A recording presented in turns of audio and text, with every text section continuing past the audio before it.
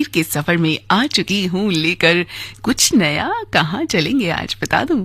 आज चलेंगे हम आगरा की सैर पर। और जब भी हम आगरा की बात करते हैं तो क्या कुछ जहन में आता है बताइए सर। मैं बताती हूँ। आगरे का पेठा, आगरा का घाघरा, आगरा का ताजमहल, आगरा के बहुत सारे किले और न जाने क्या क्या, लेकिन शायद उतना सब आप नहीं जानते हैं जो कि आगरा में मौजूद है। अगर आप कभी आगरा गए हैं तो आपने बहुत सारी चीजें वहां देखी होंगी, लेकिन अगर आप नहीं गए हैं तो शायद आप इतना ही सुन पाए होंगे ना। लेकिन मैं आज आपको बताऊंगी कि आगरा में सिर्फ पेठा, घाघरा और ताजमहल नहीं है, बल्कि बहुत सारी ऐसी चीजें हैं जो आप देख सकते हैं, वहां से खरीद सकते हैं, वहां घूम सकते हैं और आगरा की खूबसूरती का मजा ले सकते हैं। तो चलिए इस सफर में मेरे साथ जुड़े रहिए और शुरू करते हैं आगरा के इस गीत के साथ। और फिर इस सफर में न सिर्फ गीत है बल्कि बहुत प्यारा और खूबसूरत सफर होने वाला है।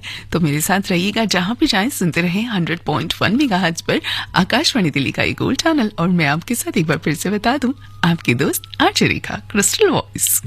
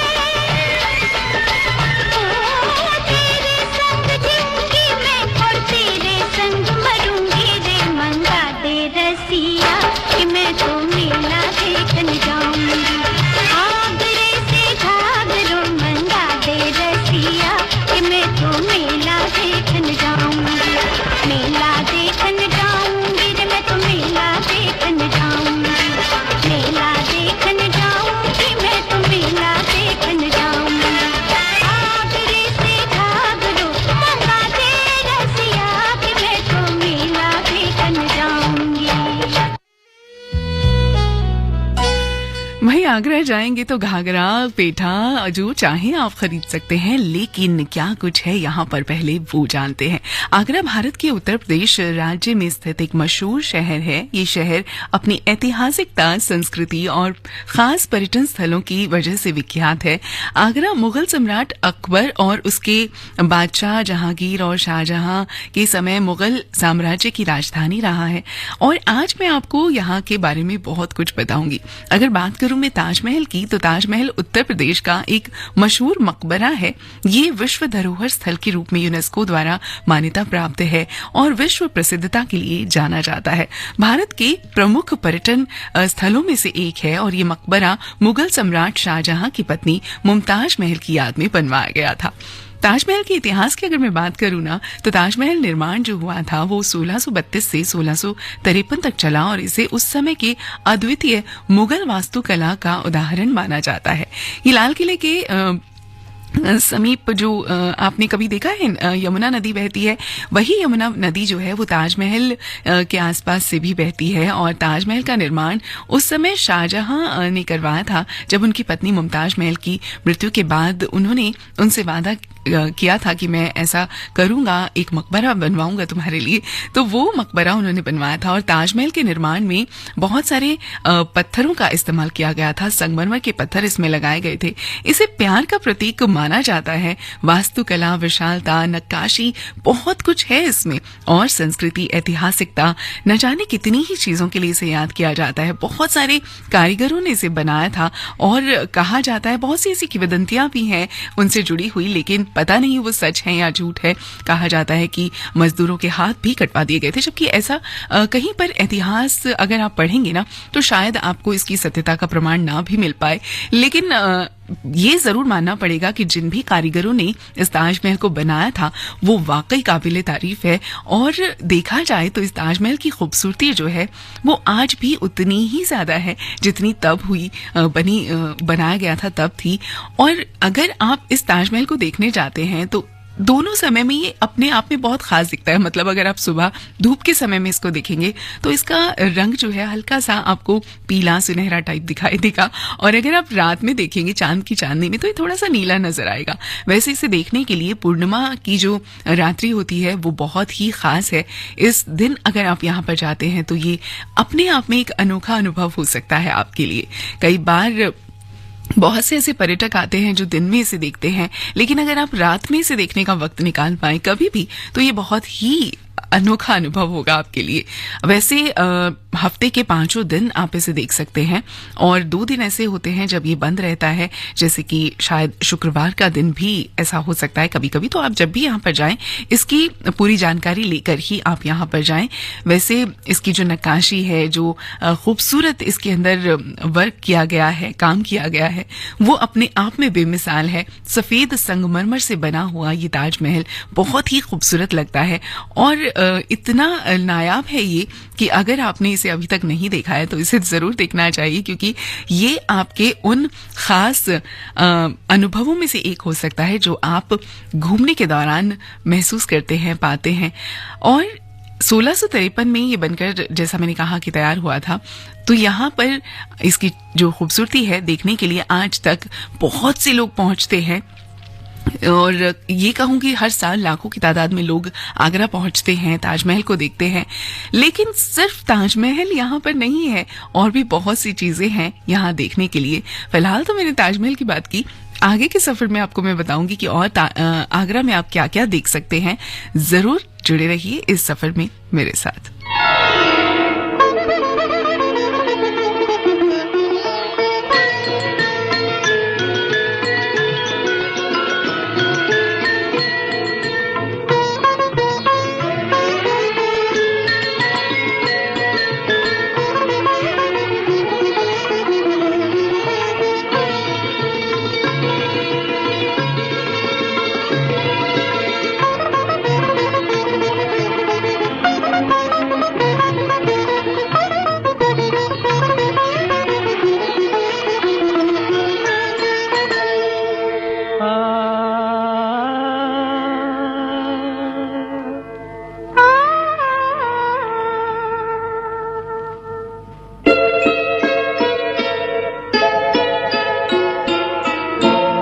एक शहंशाह ने बनवा के हंसी ताजमहल, सारी दुनिया को मोहब्बत की निशानी दी है। इसके साए में सदा प्यार के चर्चे होंगे, खत्म जो हो न सकेगी वो कहानी दी है। एक शहंशाह ने बनवा के हंसी ताजमहल।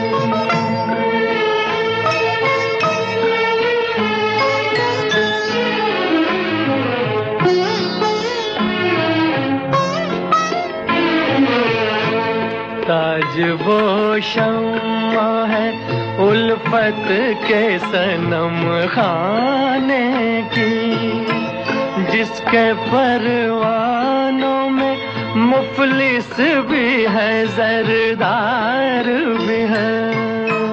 संगे मरमर में समाए हुए ख्वाबों की कसम, मरहले प्यार के आसान भी दुश्वार भी है। दिल को एक जोश इरादों को जवानी दी है। एक शहंशाह ने बनवा के हंसी ताजमहल।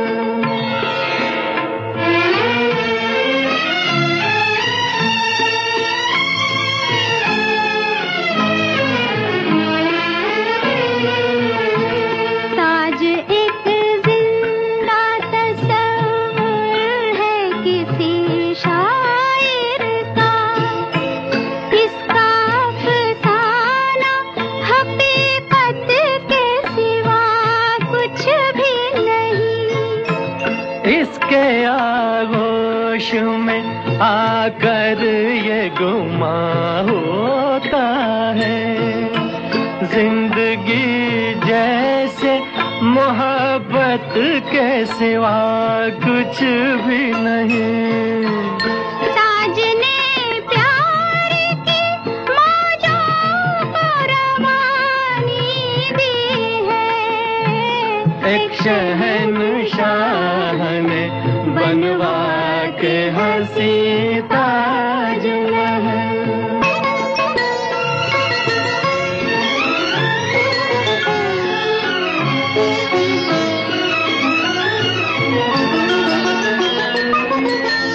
ये हंसी रात ये महकी हुई पुरनूर फजा, हो इजाजत तो ये दिल इश्क का इजहार करे।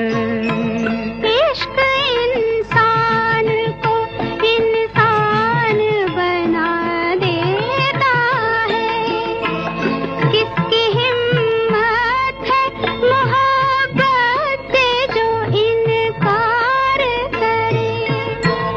आज तकदीर ने ये रात सुहानी दी है।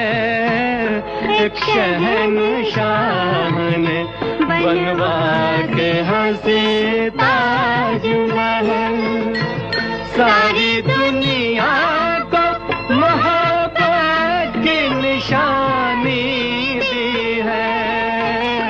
एक शहंशाह ने बनवा के हंसी ताजमहल।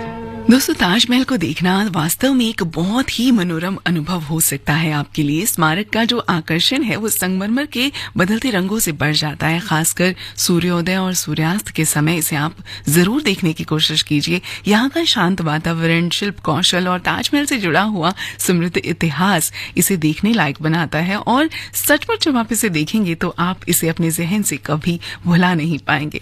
इसके अलावा अगर आप इस जगह पर जाते हैं आगरा में, तो यहाँ पर एक एक किला भी है जिसे लाल किला ही कहा जाता है और इसे आगरा का लाल किला कहा जाता है।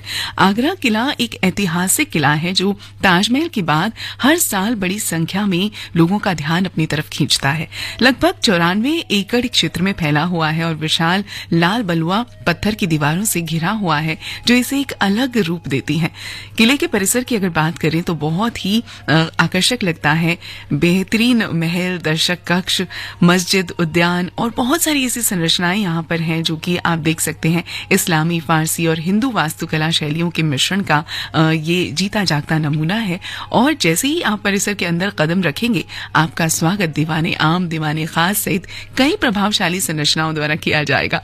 किले में खूबसूरत खास महल भी है जो सम्राट और उनके तत्काल परिवार के लिए बनाया गया था। एक निजी महल है, सफेद संगमरमर से बनी 3 मंजिला संरचना है और बहुत ही खूबसूरत नक्काशी सजावट के साथ जालीदार खिड़कियां यहाँ पर हैं। कह सकते हैं कि ये महल जो है वो मुगल शासकों की जो जीवन शैली है उसकी एक झलक पेश करता है, तो आपको इसे भी देखना जरूर चाहिए। खास महल के बगल में अगर आप देखेंगे ना तो यहाँ पर एक शीश महल है जिसे मिरर पैलेस के नाम से भी जाना जाता है, जो एक बहुत ही खूबसूरत कक्ष है। पूरी तरह से शीशों से, कांच के टुकड़ों से, दर्पण से सजाया गया है इसे। और जो यहाँ पर रोशनी होती है, सूरज की रोशनी, जब वो दीवारों से इधर उधर परावर्तित होती है तो ये जो रिफ्लेक्शन होता है ये बहुत ही खूबसूरत लगता है। और इतनी खूबसूरत यहाँ पर जगमगाहट आपको देखने के लिए मिलेगी जैसे कि हर तरफ जगमगाते हुए तारे आपको नजर आ जाएंगे। इतना खूबसूरत लगता है ये, तो इसे जरूर देखिएगा। ये भी अपने आप में एक अलग मिसाल है खूबसूरती की। और इसके साथ ही अगर आप आगरा में और भी कुछ देखना चाहते हैं तो जामा मस्जिद जाना मत भूलिएगा। ये खूबसूरत मस्जिद जो अक्सर ताजमहल और आगरा किले से ढकी रहती है। जामा मस्जिद इस्लामी, फारसी और मुगल डिजाइनों के मिश्रण का एक नमूना है और खास तौर पर लाल बलुआ पत्थर से बना है ये, जो बहुत ही खूबसूरत दिखाई देता है। बाहरी दीवारें जो हैं वहां पर नक्काशी है, सजावटी पैटर्न्स बने हुए हैं और शिल्प कौशल को ये दिखाता है। अगर आप देखें तो यहाँ पर सचमुच आप यहाँ के जो शिल्पकार हैं जिन्होंने इन्हें बनाया था उनकी तारीफ किए बिना नहीं रहेंगे। मस्जिद के अंदर आपको एक बहुत ही बड़ा प्रांगण मिलेगा जो कि बड़ी संख्या में यहाँ पर उपासक इकट्ठे होते हैं, यहाँ पर प्रार्थना करते हैं। और संगमरमर से बना हुआ जो प्रार्थना स्थल है वो बहुत ही खूबसूरत लगता है। बहुत अलग महत्व रखती है ये मस्जिद अपने आप में। और इसका जो गुंबद है वो बहुत ही खूबसूरत पैटर्न से बना है। मस्जिद के हर कोने पर 4 मीनारों से इसे कह सकते हैं कि समर्थित है ये। और मीनारें जो हैं वो आसपास के क्षेत्र का बहुत ही खूबसूरती से कह सकते हैं चित्रण करती हैं, या ये जो आसपास की जो मीनारें हैं इसकी भव्यता को और ज्यादा बढ़ा देती हैं। ये सिर्फ पूजा स्थल तो है ही, लेकिन सांस्कृतिक और सामाजिक गतिविधियों का केंद्र भी है। और यहाँ लोग, पर्यटक बहुत ज्यादा पहुंचते हैं और इसकी वास्तुकला सुंदरता की प्रशंसा करते हैं, शांत वातावरण का आनंद लेते हैं। त्योहारों पे बहुत यहाँ पर ऐसे अवसर होते हैं जिन पर लोग इकट्ठे होते हैं, मस्जिद में श्रद्धालु जुड़ते हैं और ऐसे कई समारोह होते हैं जब ये एकदम से जीता जागता महसूस होता है ये जगह, ये इमारत। और इस जगह पर अगर आप अभी तक नहीं गए हैं तो आपको जरूर जाना चाहिए। वैसे आगरा में बहुत सारी ऐसी चीजें हैं जो मैं आपको बताऊंगी देखने के लिए, लेकिन गीतों के साथ साथ अगर इस सफर में चलेंगे तो ज्यादा मजा आएगा। फिलहाल ये गीत सुनते हैं और फिर आगे बताऊंगी आपको और क्या है आगरा में देखने और घूमने के लिए।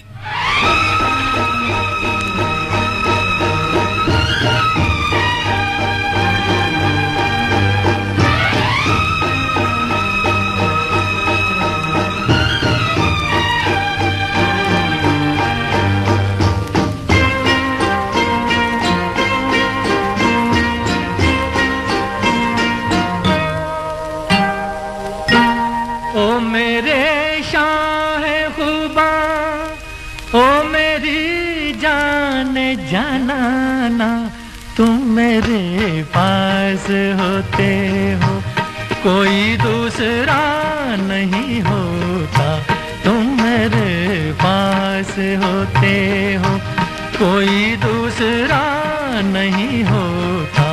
ओ मेरे शाहे खुबा, ओ मेरी जान जनाना, तुम मेरे पास होते हो कोई दूसरा नहीं होता।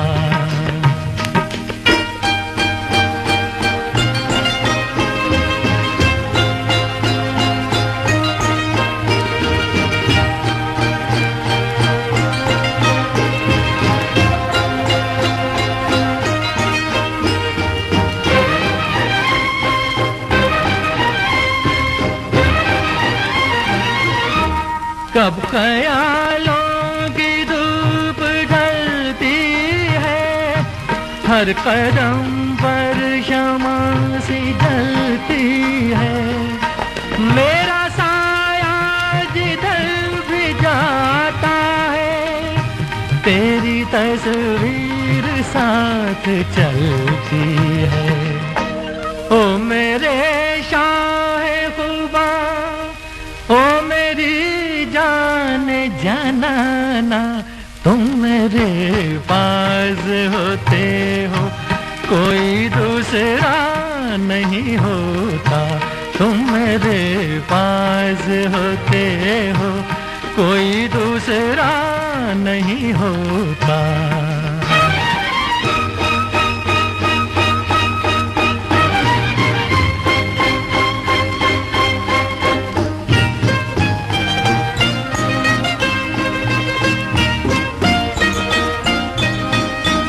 तुम हो सहरा में, तुम गुलिस्तान में, तुम हो ज़र्रों में, तुम बियाबां में। मैंने तुमको कहाँ कहाँ देखा, छुप के रहते हो तुम रगे जाम में। ओ मेरे शाहे खुबा, ओ मेरी जाने जाना, तुम मेरे पास होते हो, कोई दूसरा नहीं होता। तुम मेरे पास होते हो, कोई दूसरा नहीं होता। ऐसे ही पास बने रहिए, क्योंकि एक छोटे से ब्रेक के बाद मैं वापस आऊंगी। आगरा का सफर अभी बहुत कुछ बाकी है। जुड़े रहिएगा आकाशवाणी दिल्ली के गोल्ड चैनल के साथ। सदाबहार अभिनेता धर्मेंद्र के जन्मदिन के मौके पर दूरदर्शन लाया है उनकी शानदार फिल्मों का तोहफा। मुन्ने की अम्मा ये तो बता, तेरे बेटे के अब्बा का नाम क्या है? बहुत देर से तुम लोगों की बकवास सुन रहा हूँ। कभी कभी दुश्मन भी काम आ जाते हैं। आपको पहले भी कहीं देखा है, ख्वाब में या रूबरू पर देखा है। 4 दिसंबर से 10 दिसंबर प्रतिदिन दोपहर 1 बजे सिर्फ डीडी नेशनल पर, देश का पहला चैनल, देश का अपना चैनल।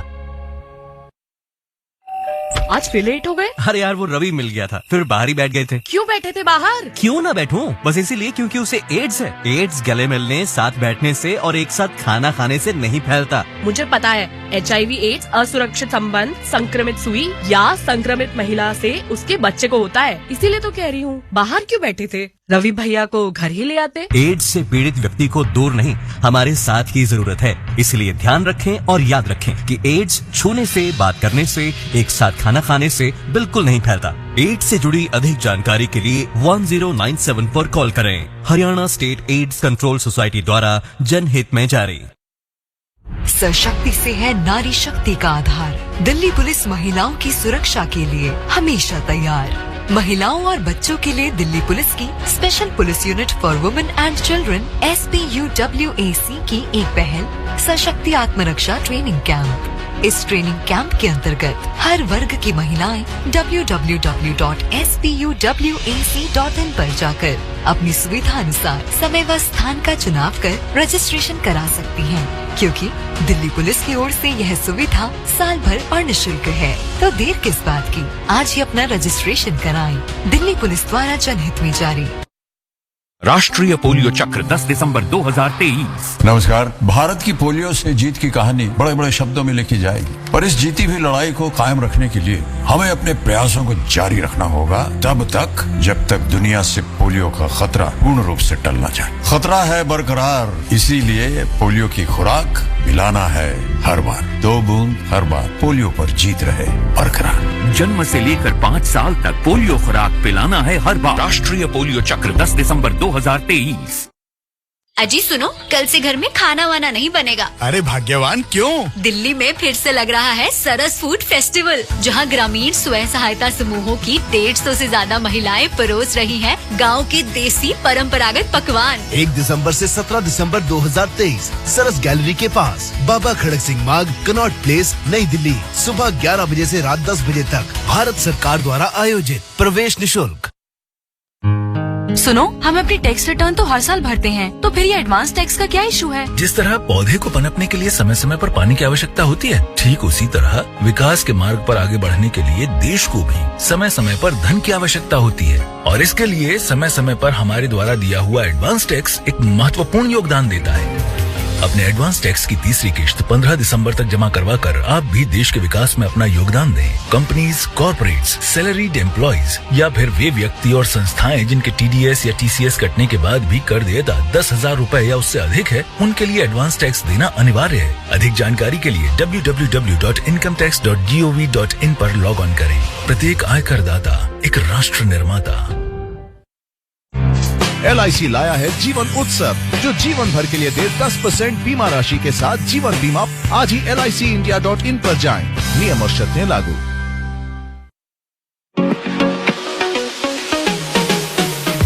अपने श्रोताओं के लिए आकाशवाणी लाया है आकाशवाणी संवाद, जिसके माध्यम से आप अपनी प्रतिक्रिया देने के लिए हमें 8700014411 पर व्हाट्सएप कर सकते हैं। इसके जरिए आप श्री रामचरितमानस गान, तस्वीर, किसान की बात, सुर्खियों में स्पॉटलाइट, पब्लिक स्पीक लाइव जैसे महत्वपूर्ण कार्यक्रमों पर अपने सुझाव और प्रतिक्रियाएं हमें हिंदी और अंग्रेजी किसी भी भाषा में हमारे व्हाट्सएप नंबर 8700014411 पर दे सकते हैं।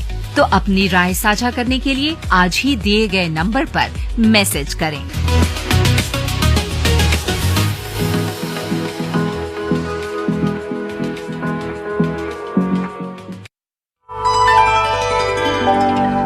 ये है आकाशवाणी और आप सुन रहे हैं गोल्ड 100.1 पर।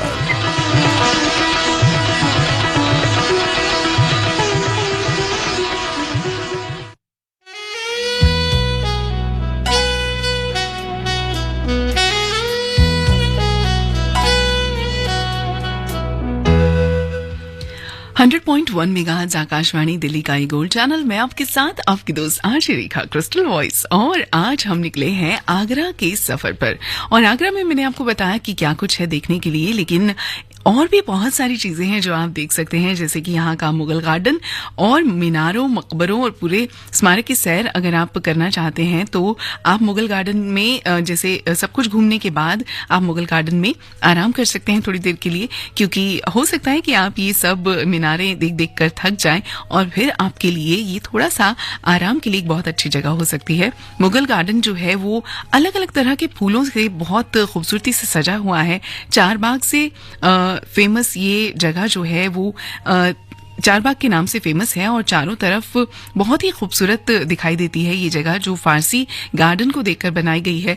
मुगल गार्डन न सिर्फ पूरे परिसर की सुंदरता को बढ़ाता है, बल्कि यहाँ का जो फाउंटेन्स हैं, जो रात में यहाँ का ताजमहल की जो नज़ारा है वो भी बहुत खूबसूरत लगता है। बहुत यहाँ से दिखने में बहुत ही शानदार लगती है ये जगह, तो इसे भी आप जरूर देखिएगा। इसके अलावा एतमाद-उद-दौला या आगरा का बेबी ताज जिसे कहते हैं, ये जगह भी आप देख सकते हैं। और इसे बेबी ताज क्यों कहते हैं तो बता दूं कि ये जगह एकदम ताजमहल जैसी दिखती है, हालांकि इसका अपना एक अलग आकर्षण है। यमुना नदी के पूर्वी तट पर स्थित है ये। मिर्जा घियास बेग के मकबरे में एक शानदार वास्तुकला और जटिल नक्काशीदार जाली या खिड़की के पर्दे हैं। ये एक ऐसी पहली संरचना थी जिसे पूरी तरह से संगमरमर के पत्थरों से बनाया गया था। आप भी आगरा के सैर पर अगर जाते हैं तो इसे जरूर देखिएगा, और ये अपने आप में बेहतरीन है, बहुत ही खूबसूरत है। और इसके साथ साथ अगर आप थोड़ा सा और आगे बढ़ते हैं इस सफर में तो फतेहपुर सीकरी का किला है जो कि आपको देखना चाहिए। अगर आप आगरा की 1 या 2 दिन की ट्रिप भी बनाते हैं तो भी आप ये सारी जगह देख सकते हैं, सब कुछ कवर कर सकते हैं। और अगर आपने इस शहर में और कोई चीज नहीं देखी तो भले ही ये शहर बुरा नहीं मानेगा, लेकिन अगर आपने फतेहपुर सीकरी को अपनी लिस्ट में शामिल नहीं किया तो शायद आपका जो ये ट्रिप है ये अधूरा रह जाएगा। आगरा से लगभग 40 किलोमीटर की दूरी पर मौजूद है ये और सम्राट अकबर की राजधानी, राजनीतिक राजधानी के रूप में प्रसिद्ध है। आगरा किले की तरह फतेहपुर सीकरी का किला भी यूनेस्को द्वारा विश्व धरोहर स्थलों की लिस्ट में शामिल किया गया है। बहुत ही खूबसूरत जगह है ये, तो ये भी आपको जरूर देखनी चाहिए। और इसके अलावा भी बहुत कुछ है यहाँ पर देखने के लिए, लेकिन इस गीत के बाद अब आगे बढ़ेंगे और फिर बताऊंगी आपको कि क्या क्या देख सकते हैं। और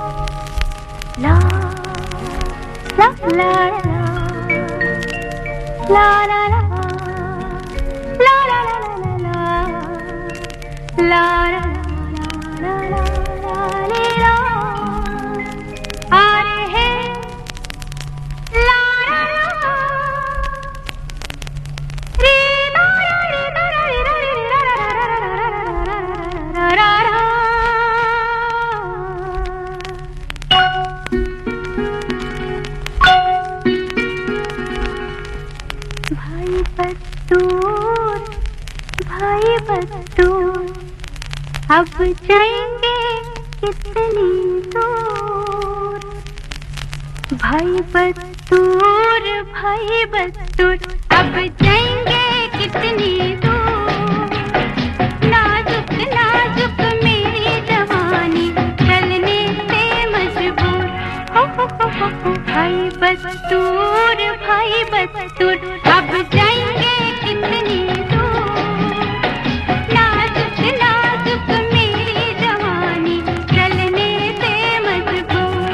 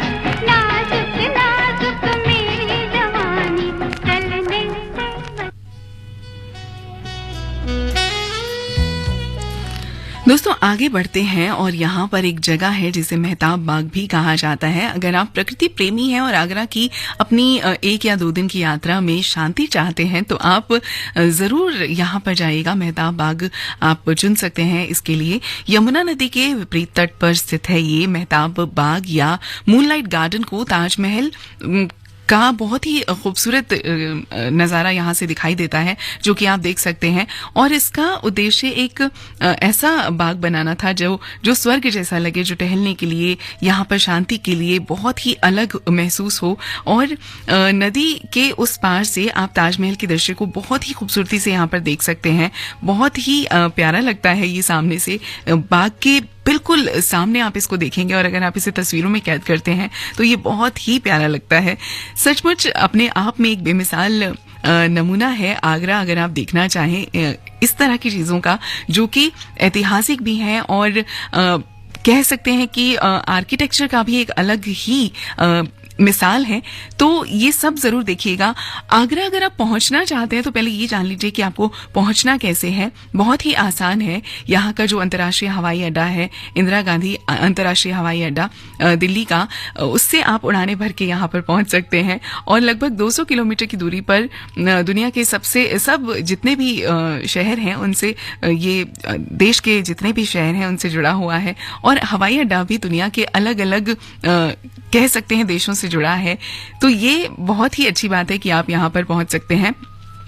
यहाँ से आप ट्रेन भी ले सकते हैं जाने के लिए। आगरा का जो रेलवे स्टेशन है वो बहुत अच्छा है और यहाँ पर अलग अलग जगहों से ट्रेन्स पहुँचती हैं। तो आप दिल्ली से बाय ट्रेन भी आप यहाँ पर पहुँच सकते हैं। अगर आप किसी भी दुनिया के कोने से दिल्ली आते हैं और दिल्ली के बाद आप आगरा जाना चाहते हैं, बाय रोड भी आपके लिए ये जो ट्रिप है वो आसान हो सकती है। आप अपनी कोई भी प्राइवेट गाड़ी से या फिर बसेस से आप यहाँ पर पहुँच सकते हैं। तो ये एक आसान तरीका है।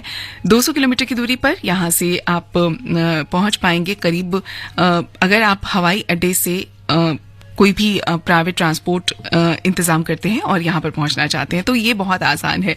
लेकिन अगर आप आगरा में पहुँच गए हैं और आपने बहुत सारी चीज़ें देख ली हैं, यहाँ पर अलग अलग आर्किटेक्चर देख लिए हैं, तो अब आपको ज़रूरत है यहाँ पर कुछ शॉपिंग करने की। अब शॉपिंग में क्या करना है आपको, यहाँ पर बहुत सारी मार्केट्स हैं जो बहुत फेमस हैं और आपको इनमें बस ज़्यादा कुछ नहीं, जो भी आपकी पसंद की चीज़ों को ढूंढनी है और ख़रीद लेनी है। यहाँ का सदर बाज़ार बहुत फेमस है, जहाँ पर आपको अलग अलग तरह का हाथ से किया हुआ काम मिल जाएगा, हाथ से बनाई हुई चीजें मिल जाएंगी, मिठाइयाँ, कपड़े, चमड़े के बैग और बहुत सारी चीजें आपको यहाँ पर मिलेंगी। खाने के लिए आपको अलग अलग तरह का वैरायटी यहाँ पे फूड की मिल जाएगी। एक सुभाष बाजार करके भी जगह है जहाँ पर आपको बहुत अलग अलग तरह की चीजें शॉपिंग करने के लिए मिल सकती हैं। यहाँ पर सिल्क की साड़ी के लिए काफी मशहूर है, तो इसे भी आप एक बार जरूर ट्राई कीजिएगा इस बाजार को। यहाँ एक किनारी बाजार भी है जो कि जामा मस्जिद के पास है और थोक के सामान की यहाँ पर बहुत सारी वैरायटी आपको मिल जाती है। यहाँ के टॉप मार्केट्स में से एक इसे माना जाता है।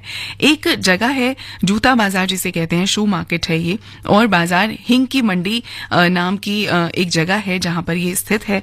और इसके अंदर भी बहुत सारे आपको जूता बाजार के नाम पर ये जगह है, तो बहुत सारे जूते आपको मिल ही जाएंगे, अलग अलग तरह का आपको काम मिलेगा। और अगर आप यहाँ पर जाते हैं तो थोड़ी सी भीड़ भाड़ तो है यहाँ पर, लेकिन सलाह ये दी जाती है कि आप अपने वाहन से ना जाकर यहाँ पर पब्लिक ट्रांसपोर्ट का इस्तेमाल करें, क्योंकि थोक विक्रेता यहाँ पर आपको बहुत सारे मिल जाएंगे। थोक में सामान खरीदने वाले लोग भी यहाँ पर बहुत पहुंचते हैं। आगरा का अगर आप शॉपिंग करके कुछ सामान यहाँ पर लाना चाहते हैं अपने घर पर, तो आपको क्या क्या खरीदना चाहिए आगरा से, जैसे कि बहुत सारे आपको मार्बल के बॉक्सेस मिल जाएंगे या मार्बल से बना हुआ सामान मिल जाएगा। बहुत अच्छे अच्छे कॉफी टेबल्स मिल जाएंगे जो कि मार्बल से बने होंगे, संगमरमर से बने होंगे। चमड़े का बहुत सारा सामान आपको यहाँ मिलता है, चमड़े की जैकेट्स, जूते, अलग अलग तरह की चीजें हैं। इसके अलावा बहुत सारे गलीचे आप यहाँ से खरीद सकते हैं जो कि जरदोजी पैनल से बनाए हुए होते हैं, हाथ से बनाए हुए होते हैं। और आर्टिफिशियल ज्वेलरी आपको यहाँ पर बहुत मिलती है, तो ये सब भी आप ले सकते हैं। और इसके अलावा भी यहाँ का जो खान पान है, चाट पकौड़ी, यहाँ की हर चीज बहुत अपने आप में जो उत्तर प्रदेश का स्वाद है वो यहाँ आपको मिल जाएगा। साथ ही साथ अगर मैं बात करूँ यहाँ के पेठे की, तो ये भी बहुत मशहूर है, क्योंकि आपने सुना होगा आगरा का पेठा अपने आप में बहुत ज्यादा लोग खाते हैं और उसे पसंद करते हैं। त्योहारों के टाइम पर भी इस पेठे की बहुत बिक्री होती है। यहाँ पर बहुत से ऐसे स्वाद आप चख सकते हैं जो कि दही से, क्रीम से, नट्स से और बादाम से बने होते हैं। शहर का जो अलग अलग मुगल फ्लेवर है वो भी आप टेस्ट कर सकते हैं। हर तरह का फूड आपको यहाँ पर मिलेगा वैसे तो, लेकिन पेठा नगरी के रूप में क्योंकि इसे जाना जाता है, तो अगर आप यहाँ पर जाएं तो अलग अलग तरह का पेठा खरीदना बिल्कुल मत भूलिएगा। और पेठे की इतनी सारी वैरायटीज आपको मिलेंगी, हजारों की तादाद में यहाँ पर दुकानें हैं। चेरी पेठा, खस पेठा, मिक्स चेरी, कोकोनट, केसर पेठा और न जाने कितनी ही तरह की वैरायटीज आपको यहाँ पे मिल जाएगी। सदियों से ये जो दुकानें हैं यहाँ पर हैं, बहुत पुरानी हैं और इसीलिए इन्हें जाना जाता है क्योंकि खास तौर पर ये पेठे का उत्पादन करती हैं और पूरे देश भर में यहाँ से पेठा जो है वो भेजा जाता है, सप्लाई किया जाता है। तो ये अपने आप में एक खास बात है इस जगह की जो आपको इस तरफ खींचती है। और यहाँ की जो संस्कृति है वो तो अपने आप में बेमिसाल है ही, क्योंकि ये जो जगह है ये उत्तर प्रदेश में है, तो यहाँ के जो लोग हैं वो बहुत मिलनसार तो हैं ही। साथ में अगर आप थोड़ा सा वक्त और निकालें तो यहाँ इसके थोड़ा ही पास, आगरा के थोड़ा सा पास में ही मथुरा, वृंदावन आप घूम सकते हैं, जो कृष्ण की नगरी है, राधा जी की नगरी है। आप यहाँ पर जाएंगे तो आपको बहुत सारी चीजें अलग अलग देखने के मिलेंगी। वहां की यात्रा तो मैं किसी और दिन आपको कराऊंगी, लेकिन हाँ ये मैं बता देती हूँ कि अगर आप आगरा जाते हैं तो आगरा के आसपास इस जगह का ट्रिप भी आप बना सकते हैं। वैसे तो बहुत चीजें हैं यहाँ देखने के लिए। आगरा की यात्रा सिर्फ 1 घंटे में तो नहीं, लेकिन हाँ 2 से 3 दिनों में आप कर सकते हैं। तो जब भी आपको वक्त मिले वीकेंड्स में आप इसके लिए जा सकते हैं। मौसम दिल्ली जैसा ही आपको आसपास नजर आएगा वहां पर, और खूबसूरती, शांति बहुत है यहाँ, तो वो जरूर आप देखिएगा। फिलहाल ये गीत सुनिए, आगे अगर वक्त बचा तो जरूर कुछ और बताऊंगी। फिलहाल ये गीत आपके लिए।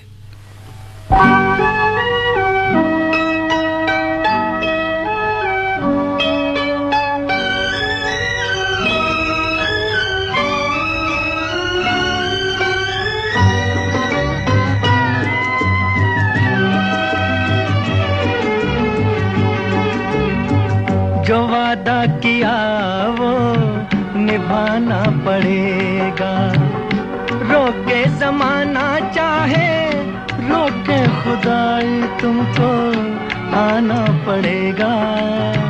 जो वादा किया वो निभाना पड़ेगा।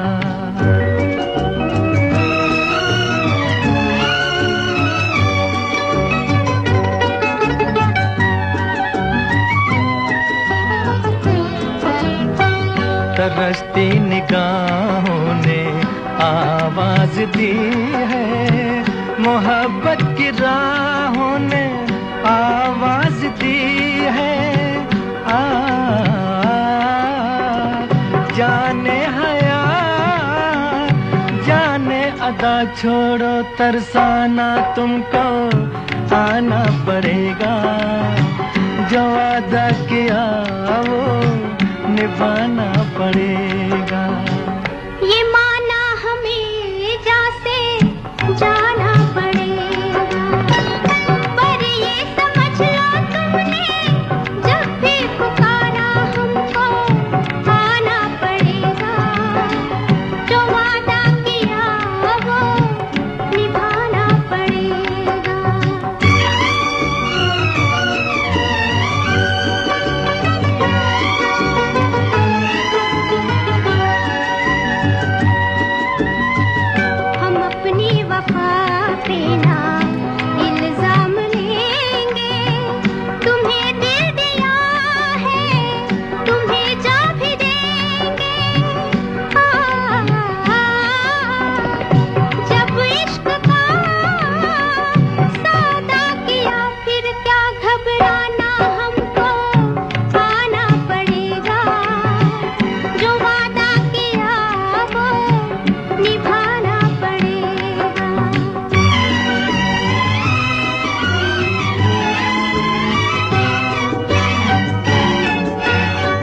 चमकते हैं जब तक ये चांद और तारे, न टूटेंगे अब अहदो पैमा हमारे। एक दूसरा जब दे सदा हो के दीवाना, हमको आना पड़ेगा। जो वादा किया वो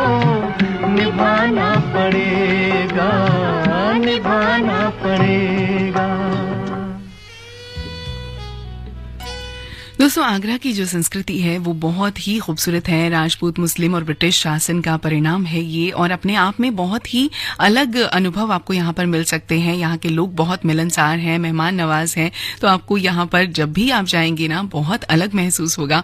संस्कृति जो है यहाँ की, अलग अलग रंग त्योहार यहाँ पर मनाए जाते हैं। शिल्पग्राम में आयोजित ताज महोत्सव 10 दिनों तक चलने वाला उत्सव है जो शिल्प कला, शास्त्रीय गीत और नृत्य प्रदर्शन की प्रदर्शनी का आयोजन करता है। शहर में इस्लामिक त्योहार ईद भी बड़े हर्ष के साथ मनाया जाता है। यहाँ पर अलग अलग भाषाएं बोली जाती हैं, हिंदी, उर्दू और पंजाबी भी यहाँ पर चलती है। तो अगर आप यहाँ कभी जाएं तो आपको बिल्कुल भी अलग महसूस नहीं होगा।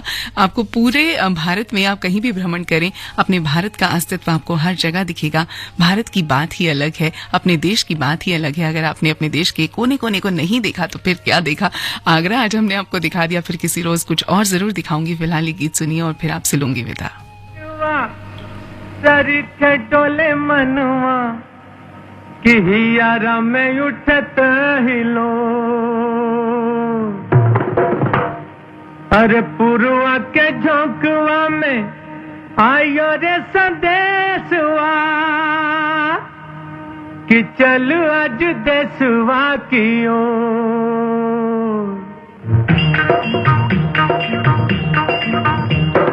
पिपरा के पतवा सरिखे डोले मनवा की हियारा में उठत हिलो, पुरवा के झोंकवा में आयो रे संदेशवा की चल आज देशवा की ओर।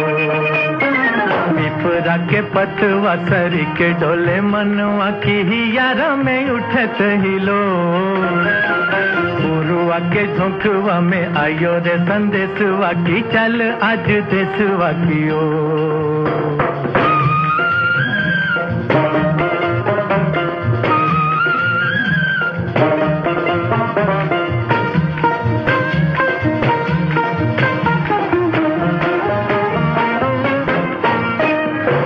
झुकी झुकी बोले कारे कारे ये बदरवा, झुकी झुकी बोले कारे कारे ये बदरवा, कब से पुकारे तो है नैनों का कजरवा। दोस्तों, इसी के साथ मैं लेती हूँ आज के लिए विदा, लेकिन फिर किसी रोज आपसे मुलाकात जरूर होगी। फिलहाल वक्त है समाचारों का, जुड़े रहिए। अब से कुछ ही देर बाद आप सुनेंगे कलाकार बेमिसाल भी।